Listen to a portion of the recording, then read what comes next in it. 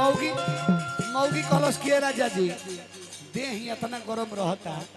ये पर रोटी पकावला पर पक जाई देही पर रोटी बेल के धरा दी तो पक जाई फराउठा पक जाई बे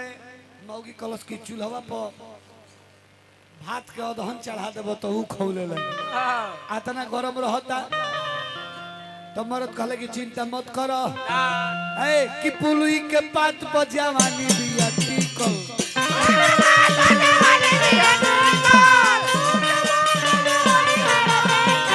से तो फराउठा सैया तावा बाटे साचो रे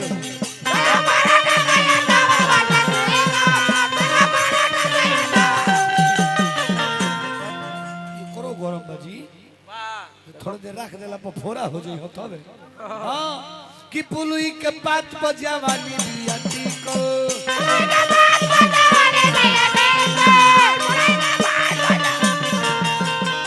से तो फराउठा सैया तावा बाटे ढीकल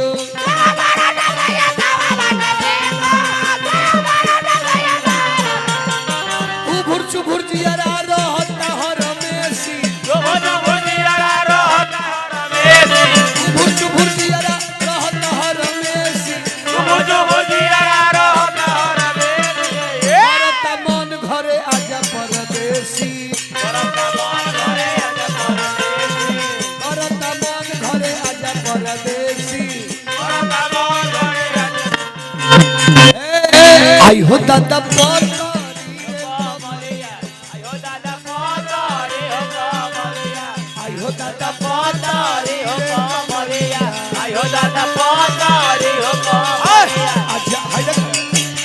जान मारे तेरा जान मारे तेरा जान मारे तेरा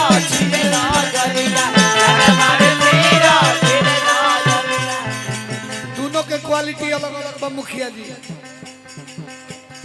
आगे से सिनेमा हॉल पीछे से थिएटर आगे से सिनेमा हॉल पीछे से थिएटर आगे से सिनेमा हॉल पीछे से थिएटर आगे से सिनेमा हॉल पीछे से थिएटर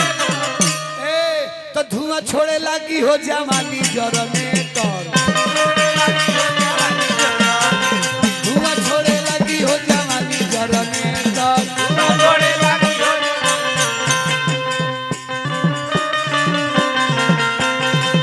एक दो तीन मनो भैया हजार पीछे पड़ल हरा बिहार बा एक दो तीन मनो भैया